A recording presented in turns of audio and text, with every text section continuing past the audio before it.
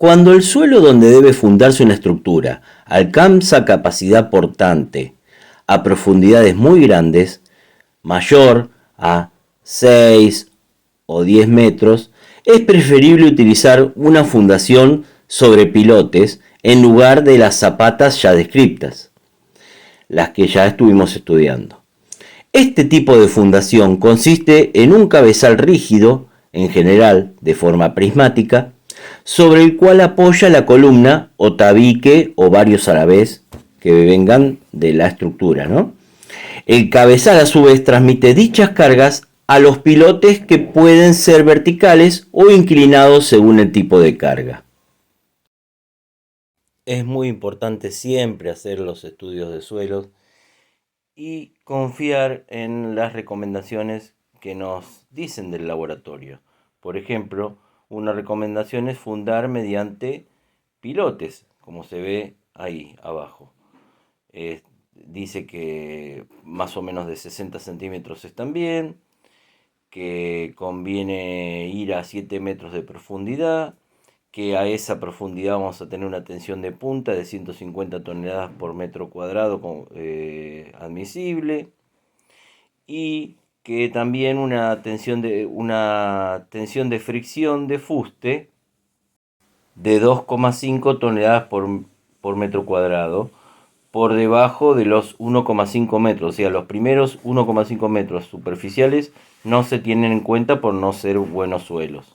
Bueno, como ven, los pilotes que están hormigonados in situ ayudan, toman carga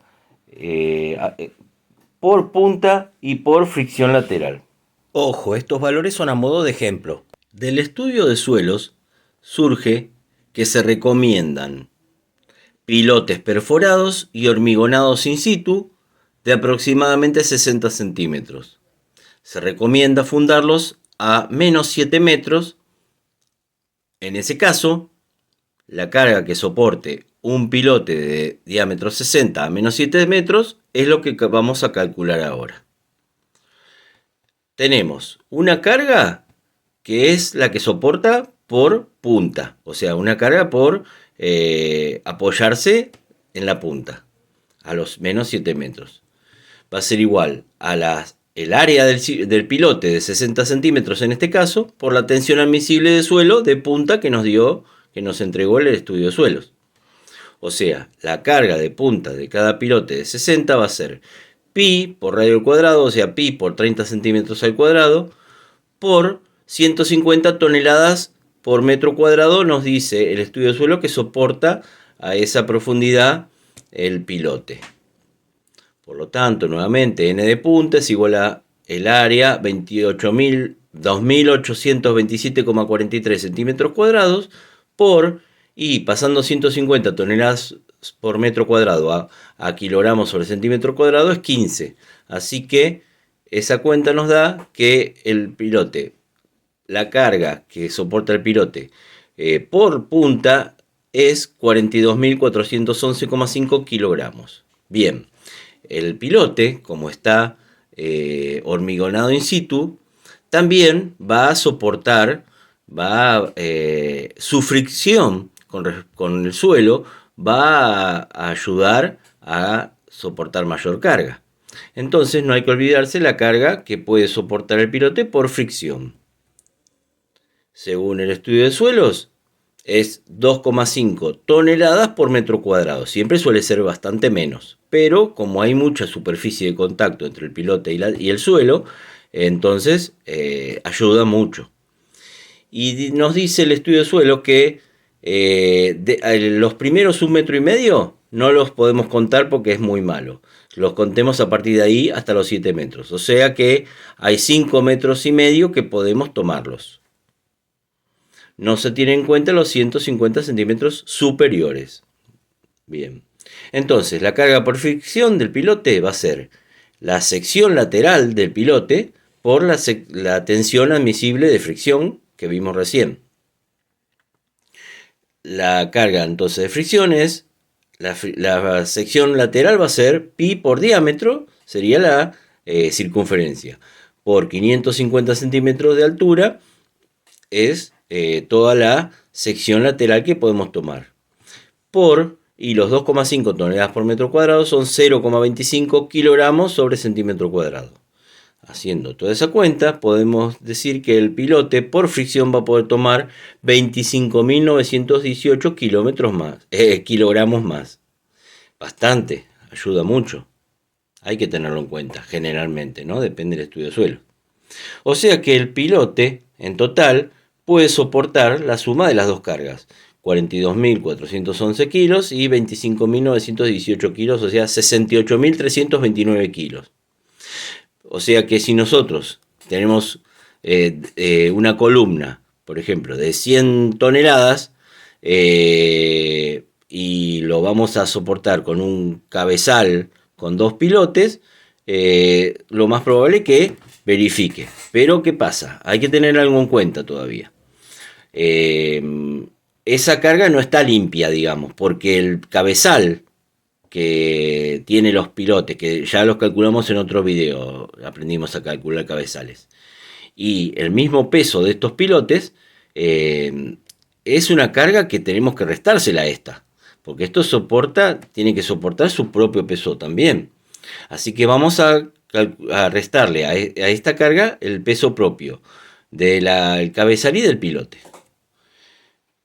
Le debemos restar el peso del cabezal y de la cantidad de pilotes adoptados. Bueno, ejemplo, si el cabezal mide 2,40 metros por 0,9 metros por 0,9 metros, lo multiplicamos ese volumen por el peso específico del hormigón, que es 2,4 toneladas por metro cúbico, nos da que el cabezal para dos pilotes pesa 4,67 toneladas.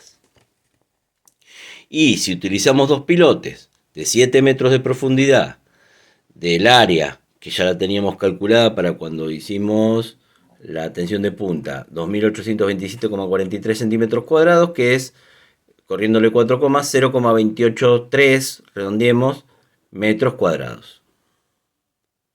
0,283 metros cuadrados de superficie por el peso específico del hormigón, 2,4 toneladas por metro cúbico. O sea que los dos pilotes van a pesar 9,51 toneladas. Bueno, como queremos averiguar la carga por cada pilote, entonces vamos a restarle la mitad de cada uno de esos valores. O sea, la carga libre del pilote va a ser los 68,33 toneladas que podían resistir por punta y fricción.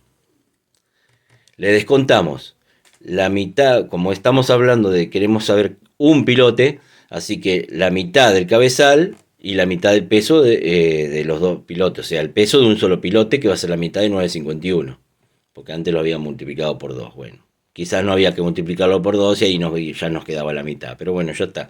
Así que a los 68,33 toneladas que puede resistir por fricción y por punta el pilote, le restamos la mitad del peso del cabezal, o sea, menos 4,67 sobre 2 y menos 9,51 sobre 2 toneladas. Nos dice entonces que limpio cada pilote va a soportar 61,24 toneladas. O sea que, si la columna que se apoyaba en este cabezal con dos pilotes venía con 100 toneladas, con dos pilotes nos alcanza y sobra un poco, porque dos pilotes van a poder soportar 122,48 toneladas. Así es como se calcula la carga que puede soportar un pilote, y de ahí la cantidad que necesitemos. Por último, nos hace falta definir la cantidad de armadura y la forma que le vamos a proporcionar al pilote. Hierros longitudinales. Salvo que existan momentos flectores que soportar, lo normal es dimensionar las barras de acero según una cuantía. Por ejemplo, mu igual 0,8%. O sea que para un diámetro de pilote de 60 centímetros, 22,62 centímetros cuadrados sería lo que correspondería a esa cuantía, lo que habría que colocar de acero. Entonces, si utilizamos barras del 12, necesitaríamos 21 barras cada 8 centímetros. Y estribos del 8 cada 15 o 20 centímetros.